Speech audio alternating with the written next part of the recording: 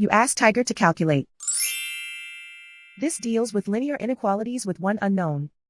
The final result is x smaller than -45. Let's solve it step by step. Group all constants on the right side of the inequality. Add 20 to both sides.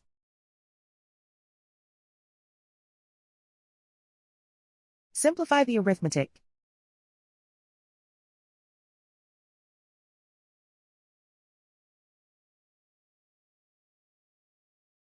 Isolate the x. Divide both sides by -3.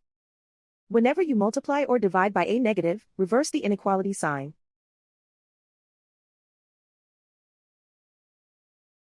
Cancel out the negatives.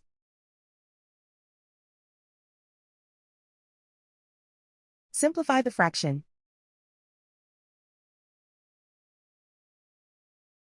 Move the negative sign from the denominator to the numerator.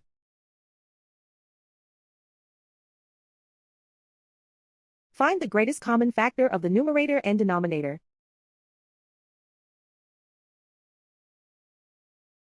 Factor out and cancel the greatest common factor.